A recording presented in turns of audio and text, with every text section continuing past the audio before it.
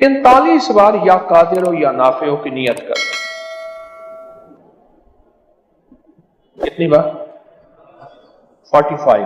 45 बार या कादिर हो या नाफे हो, या कादिर हो, मौला मुझे इस चीज में तू नफा दे दे तो इस पे कादिर है। इसका माना मफहूम ये बना, अल्लाह तो इस चीज पे कादिर है कि तू मुझे इसमें नफा दे दे। सिर्फ 45 बार वुजू है या नहीं, हर हालत में पढ़ सकते हैं। कोई भी तिजारत, शॉपिंग, खरीदारी, काम, मकसद, दफ्तर में जाना है या कोई कहीं भी कोई है, कोई काम, कोई मकसद, कोई घर वालों का काम यह है कि मेरे कपड़े जल्दी सिमट जाएं, इस्त्री जल्दी हो जाए। 45 बार जो बंदा या कादिर हो या नाफे हो पड़ेगा, कितनी दफा? 45 बार। उसकी जिंदगी के हर मसले ऐसे सिमट जाएंगे। और फिर खुला पड़ेगा ला खिलाबा। पढ़े मेरे साथ, ये इब्ने सुन्नी की रिवायत है, हदीस की सच्ची रिवायत है, हवाले के साथ बात करता हूं। ला खिलाबा खुला पड़ता रहे, वुजू बेवजू हर हालत में, और 45 बार या कादिर हो या नाफे हो हर हालत में पढ़ सकता है, खुला। अजब चीज है, ऐसे राहें खुलती हैं, रास्ते खुलते हैं, मसाइल मुश्किलात हल होते हैं और नामुमकिन चीज मिलती है। रिस्क में वुसअत होती है, थोड़े पैसों में जरूरतें पूरी हो जाती हैं, ज्यादा खपना नहीं पड़ता, ज्यादा उलझना नहीं पड़ता और ज्यादा परेशानी नहीं होती। सिर्फ 45 बार आप पढ़ लें, या कादिर हो या नाफे, और खुला पढ़े ला खिला, बस। खास तौर पे जो आप किसी खिदमत को सर अंजाम देना चाहते हैं, आप किसी मिशन को, किसी काम को, किसी मुहिम को, किसी खरीदारी को, या कोई चीज बेचने को, खरीदने को, कोई भी जिंदगी काम है, ये पढ़ लें। और फिर इसको पढ़ने के बाद आप राहतें, रहमतें, इज्जतें, बरकतें और खैरें देखें और अपने निजाम को बेहतर होता देखें। जो आने वाली है ताकि हम उसका इस्तकबाल करें, जो आने वाली है उसके लिए तैयारी करें, जो आने वाली है रात, शबे बारात, उसके लिए मुंतजिर रहें।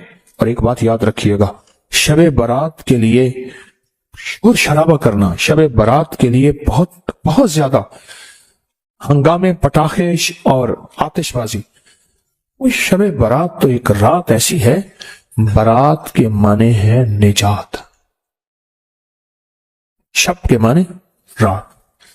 मुसीबतों से निजात, परेशानियों से निजात, कर्जों से निजात, दुखों से निजात, गमों से निजात, हालात की गर्दिश से निजात, मुसीबतों से निजात, रूहानी मसाइल से निजात, जिस्मानी मसाइल से निजात, जादू से निजात, जिन्नात से निजात, नजर बद से, जालिम के जुल्म से, जफा से, खता से, मासियत से, मुसीबत से निजात, मासियत से निजात। ये तो शबे बारात है, शबे बारात तो निजात है इसकी। सोचें उसमें क्या करना है। और अबकरी ने आपके हाथ में कोई कागज दिए हैं? ये कागज आप इसको सोचें, पिछले दर्स में दिए। ये कागज किसके पास नहीं है? जिसके पास नहीं है वो देख, मुस्तकबालिया पे पढ़ा है, खवातीन भी मर्द भी। इस कागज को गौर से पढ़ें कि शबे बारात में, जो 15 शाबान में होना क्या है, और कौन कौन से रूहानी पैकेज पिछले साल हुए थे, कौन कौन से रूहानी पैकेज पिछले साल हुए थे, और लोगों के बख्त और नसीब और मुकद्दर पर गए, कामयाब हो गए। ये आपको जो पैकेज दिए हैं, ये 15 शाबान को, और ये आपको मिले हैं, बड़ी कीमती चीजें हैं। ये कागज पढ़ें, इसको फिर देखें। हजरत खज़र अलैहिस्सलाम का तोहफा मिलेगा, नीले धागे की शमीज या मर्द के लिए बुनियान, कि नीले धागे को हमारी जिंदगी, नीले कपड़े को, नीले रंग को हमारी जिंदगी के साथ क्या दखल है, क्या दखल है, क्या दखल है। और रूहानी जानिसारों की अलविदाई दुआ, और ये एक डिबिया है, इसमें एक खास कंकर है, इसको सिर्फ बस तवे पे रख देना है। इसमें खास नक्श बने हुए हैं और बड़ी मेहनत की हुई है। ये देखें, کہاں کہاں بھاگ دوڑ کر کر کے تسبیح خانے کی خدمت والے، میں بھی اس میں شامل، کہاں بھاگ دوڑ کر کے کون سی چیز کہاں سے بنواتے ہیں، کون سے نقش کہاں سے چھپواتے ہیں اور اس کے اوپر اس کو پرنٹ نقش کرواتے ہیں جو اندر سٹیل کے اندر چلے جائیں۔ آپ خود سوچیں، یہ سفید کپڑے کا عمل اور چھری کا عمل ہے، بہت کمال عمل ہے۔ یہ پچھلے سال بھی دیا، ہفتہ نہیں گزرا اور لوگوں کے نتائج اور لوگوں کے ریزلٹ اور لوگوں کی دعائیں اور لوگوں کی جھولیاں اٹھا کے کہ بھلا ہو آپ کا، کہ آپ نے ہمارے ساتھ کیا بھلا کر دیا، کیا مہربانی کر دی، اتنا آپ نے ہمارا بھلا کر دیا۔ لوگوں کی دعائیں شروع ہو گئیں اور دنیا میں یہ عمل پھیلا، اور یہ آگے چھری کا اور سٹیل کا عمل ہے، پلیٹ کا عمل ہے، سٹیل کی پلیٹ کا عمل ہے۔ اب ایک کام کریں، چھری اور پلیٹ دو چھریاں ایک پلیٹ دو، اور یہ ڈبی اور یہ کپڑا اور یہ کاغذ، یہ ساری چیزوں کا ریٹ بازار سے لگوائیں گے، دیکھیں کتنے کا بنتا ہے۔ ابکری والے کتنا کما رہے ہیں، ذرا بازار سے اس کا ریٹ ضرور لیجئے گا کہ ابکری والے اس کو بیچ رہے ہیں، کتنی تجارت ہے یا کتنی زیارت ہے یا کتنا نفع ہے، بازار سے پوچھئے گا۔ ایک چھری کتنے کی ہے، ایک پلیٹ کتنے کی ہے، ایک کپڑا کتنے کا ہے، پھر اس کی پرنٹنگ کتنی کی ہے، پھر پلیٹ کے اوپر لیزر پرنٹ ہے، وہ لیزر پرنٹنگ کتنی مہنگی ہے، ڈبیوں کے اوپر لیزر پرنٹنگ کتنی مہنگی ہے، نقش چھپے ہوئے ہیں، چھریوں کے اوپر لیزر پرنٹنگ ہے، نقش چھپے ہوئے ہیں۔ بازار سے پتہ کر لیجئے گا، بازو کا دل ہے اندر، شیطان کوئی کروٹ لے لیتا ہے وسوسے کی، شک کی، بدگمانی کی۔ اب اسی تیاری ہے کہ شب برات آ رہی، اور میں نے برات کے معنی کیا ہے، نجات کے۔ میں نے انشاءاللہ اس رات کو اللہ اس کے حبیب کے جو وعدے ہیں نا، اللہ اس کے حبیب کے جو وعدے ہیں، ان وعدوں کو انشاءاللہ لینا ہے، اور ان وعدوں کی برکتیں لینی ہیں، اور ان وعدوں کی خیریں لینی ہیں، جہنم سے نجات، قرضوں سے نجات، نحوست، ظلمت، اس سے نجات، بے برکتی سے نجات، اور میرا کاروبار برباد ہو رہا یا میرا گھر پریشان ہے، اس سے نجات، ان چیزوں سے نجات ہے۔ حدیث میں آتا ہے، صدیق اکبر رضی اللہ تعالیٰ عنہ فرماتے ہیں کہ جب ماہ شعبان کی 15ویں رات آتی ہے، اللہ جل شانہ آسمان دنیا پہ تشریف لاتی ہے، پہلے آسمان پہ نیچے آ جاتے ہیں، اپنا تخت لاتے ہیں، سوائے مشرک کے اور کسی سے بغض اور اناد رکھنے والے کے، باقی سب کو معاف کر دیتے ہیں۔ بغض اور اناد رکھنے والا کسی سے اگر ہے بھی، بیٹھے بیٹھے معاف کر دو، بیٹھے بیٹھے دل صاف کر دو، بیٹھے بیٹھے معاف کر دو، بیٹھے بیٹھے دل صاف کر دو۔ اللہ تعالیٰ سب کو معاف کر دیتے ہیں۔ اور عائشہ صدیقہ رضی اللہ تعالیٰ فرماتی ہے، میرے آقا نے اس رات میں اتنا لمبا قیام اور پھر آپ نے سجدہ فرمایا، حتیٰ کہ میں نے آپ کا انگوٹھا مبارک پکڑ کے دیکھا کہ شاید آپ اس دنیا سے رخصت ہو گئے۔ نماز سے فارغ ہوئے تو آپ نے پوچھا، عائشہ کیوں؟ میں آقا، آپ فرمائے یہ 15ویں شعبان کی، یہ شعبان کی 15ویں رات ہے، اللہ پاک شعبان کی 15ویں رات اپنے بندوں پہ جلوہ گر ہوتے ہیں، اور مغفرت مانگنے والوں کی مغفرت، رحم مانگنے والوں پہ رحم، مغفرت مانگنے والوں کی اور رحم مانگنے والوں پہ رحم، اور جس پہ رحم آ گیا تو اس کے تو کام بن گئے، دولت اسی کی، رزق اسی کا، صحت اسی کی، سجدے اسی کے، دعا اسی کی، کرم اسی کا، فیض اسی کا، عطا اسی کی، شفقت اسی کی، جس میں رحم آ گیا۔ لیکن فرمایا جو کسی سے حسد کرتا ہے، بغض کرتا ہے، عناد کرتا ہے، اور کسی اس کے بارے میں فرماتے ہیں اللہ کہتے ہیں اس کو چھوڑ دو، اللہ کہتے ہیں اسے چھوڑ دو۔ پھر شعبان خود، یہ مہینہ خود اللہ سے فریاد کرتا ہے۔ عجیب بات سنیں غور سے، یہ مہینہ خود اللہ سے فریاد کرتا ہے، اے اللہ آپ نے مجھے 2 عظیم مہینوں کے درمیان رکھا، کون سا؟ پیچھے رجب ہے، آگے رمضان ہے، میرے لیے کیا چیز ہے؟ اللہ فرماتے ہیں میں نے تیرے اندر قرآن کی تلاوت رکھی ہے، बस तेरे अंदर सब कुछ यही है। और फिर फरमाया कि इसको लैलतुल मुबारक कहते हैं, 15 शाबान को। फरमाया बरकत वाली रात है और रात में कसरत के साथ खैर और भलाई पाई जाती है, कसरत के साथ खैर और भलाई पाई जाती है। और अल्लामा इमाम फखरुद्दीन राजी फरमाते हैं इस रात में अल्लाह पाक जल्ल शानहू फैसले फरमाते हैं, जिंदगियों के, मौत के, मुकद्दरों के, वक्त के, नसीब के, रिस्क के फैसले फरमाते हैं। और अली करमल्लाहु वजहहू फरमाते हैं, सुन लो, मुझे वो शख्स बहुत पसंद है जो अपने आप को इन 4 रातों के लिए फारिग कर ले। आप बताएं, मुझे वो शख्स क्या है जो अपने आप को इन 4 रातों के लिए फारिग कर ले। कौन सी रात? एक ईद उल फित्र की रात, रमजान का चांद नजर आया और सुबह, इसको लैलतुल जायजा कहते हैं। दूसरा ईद उल ज़ुहा की रात, अल्लाहु अकबर। और तीसरा 15 शाबान। और चौथा रजब की पहली रात। आइंदा साल इंतजार कीजिएगा, रजब का चांद नजर आया और रजब की पहली रात, तस्बीह, वजीफा, जिक्र, अमाल, जरूरी नहीं सारी रात जागे, जरूरी नहीं कुछ अमाल करके सो जाए, पर मैं मुझे 4 रातें पसंद हैं, 4 रातें पसंद हैं, 4 रातें पसंद है।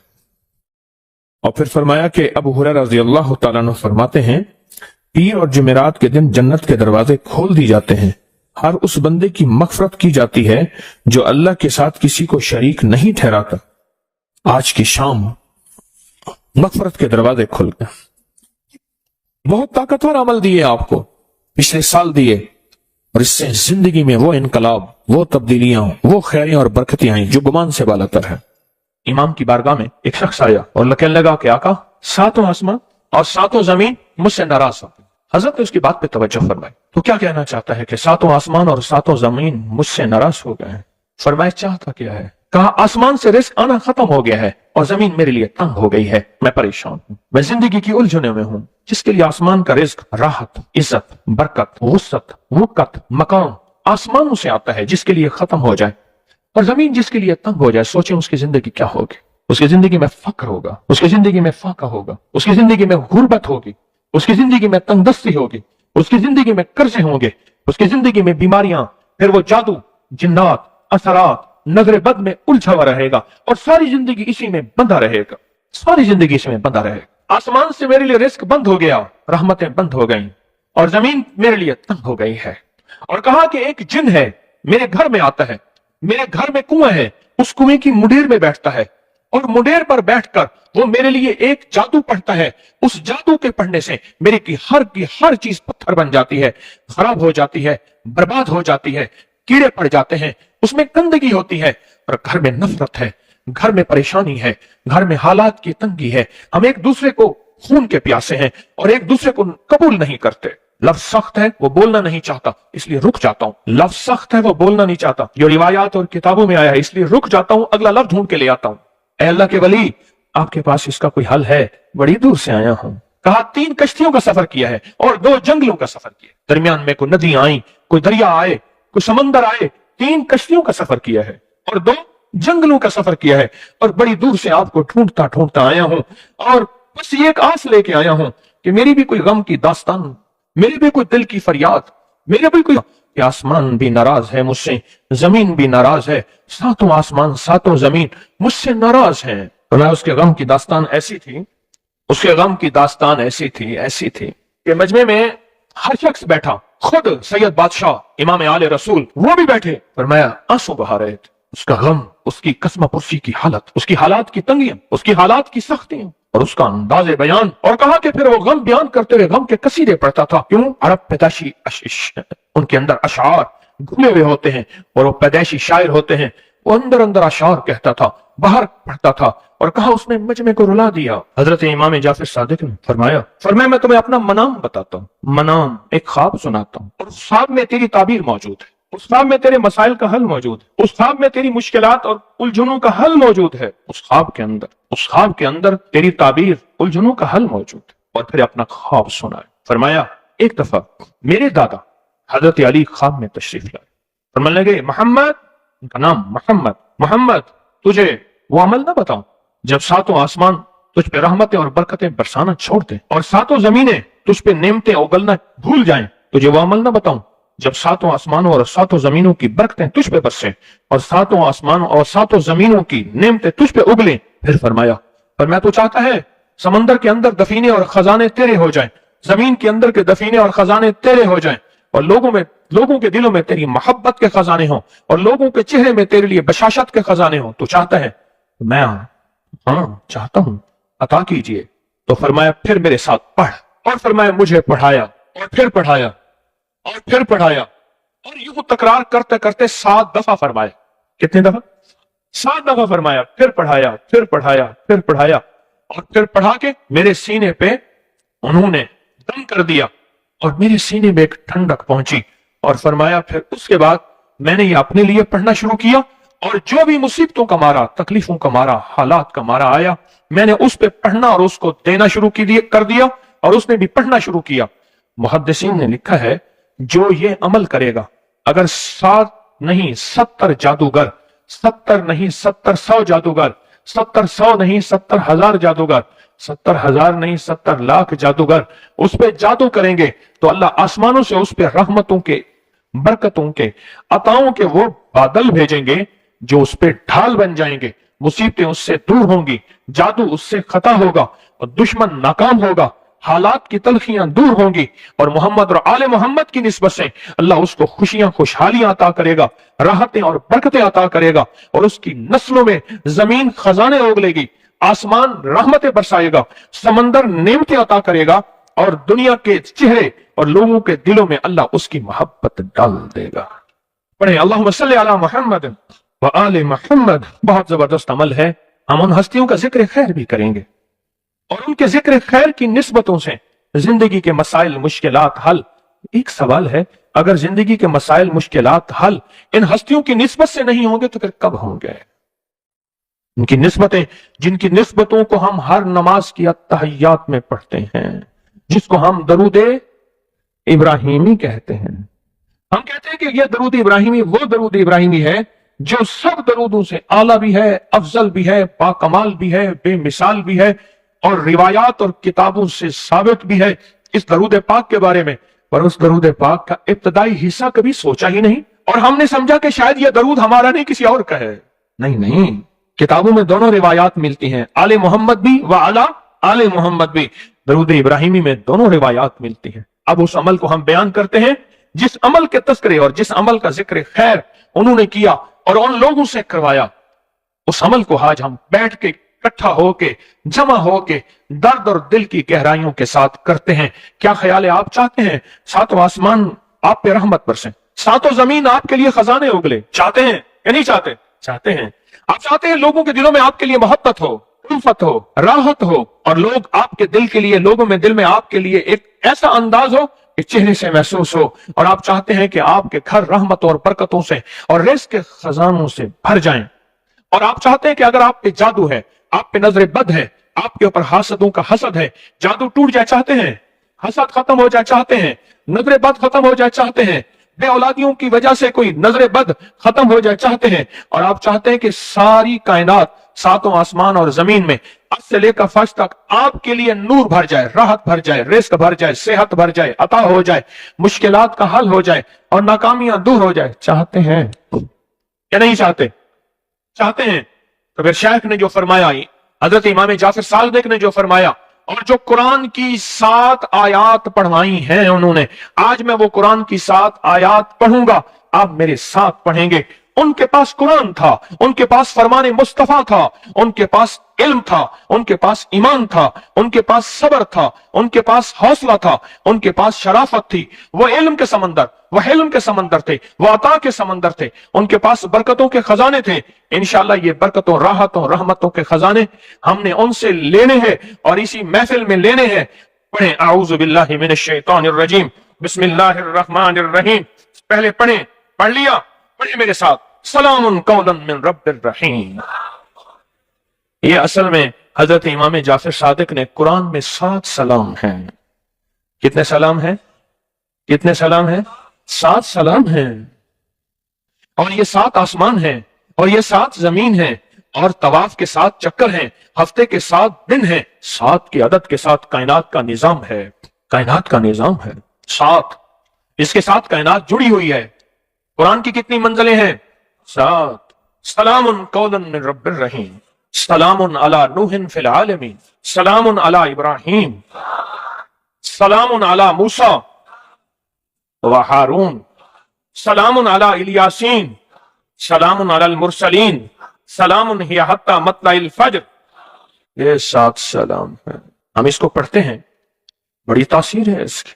اہل محفل بتاتے ہیں کہ حضرت امام جعفر صادق نے اس کے اوپر 7 سلام پڑھے اور اس کو 7 سلام سکھائے۔ وہ دیہاتی تھا، ہم دیہاتی کہتے ہیں، عرب میں اس کو بدو کہا جاتا ہے، صحرائی کہتے ہیں، عرب میں اس کو بدو کہا جاتا ہے۔ وہ بدو دیہاتی صحرائی تھا، اس کو 7 سلام سکھائے اور فرمایا اس کو 7 دفعہ صبح شام پڑھ لیا کر، اگر حالات کی سختی تنگی زیادہ ہے تو جتنا زیادہ پڑھ لیا کر، بس کوئی تعداد نہیں۔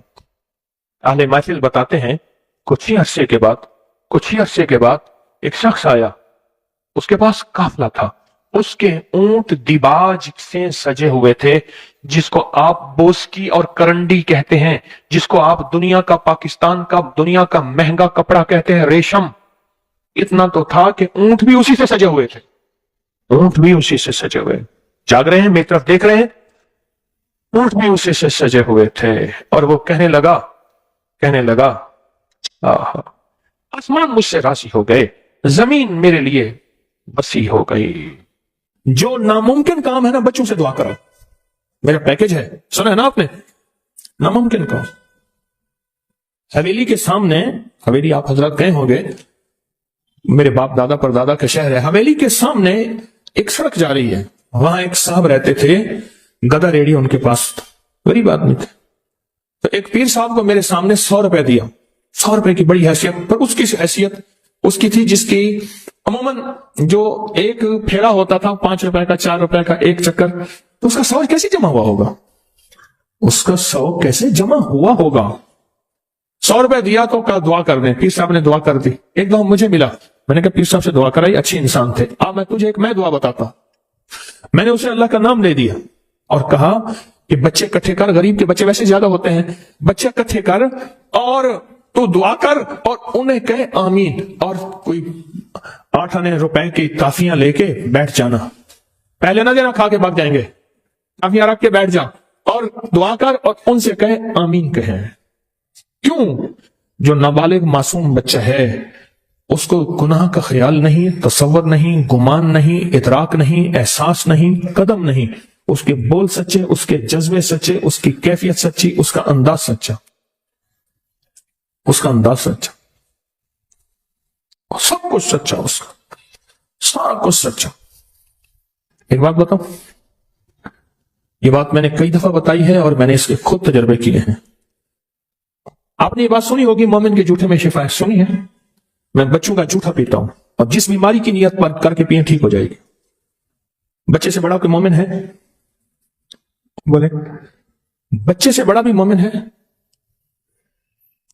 بچے کا جھوٹا اس تھوڑا سا پلا دے اور پھر اس کی تھوکے بھی جائیں گی، ان کی تھوکے بھی جائیں گی، اسی جگہ منہ لگا کے پیے۔ مومن کے جھوٹے میں شفا ہے، شفا ہے، میرے آقا نے فرما دیا، بس ختم، مجھے کسی دلیل کی ضرورت نہیں ہے۔ میں نے کئی لوگوں کو بتایا جو بیماری، کوئی روگ، کوئی جسمانی بیماری، کوئی روحانی بیماری، کوئی روحانی روگ، کوئی جسمانی روگ، اگر کوئی ایسا ہے بھی صحیح، اس جگہ منہ لگا کے پیے، منہ لگا کے پیے۔ مومن کے جھوٹے میں شفا، بڑے زبردست اس کے ریزلٹ ہیں اور بہت زیادہ نتائج ہیں، مستقل مسلسل پیے۔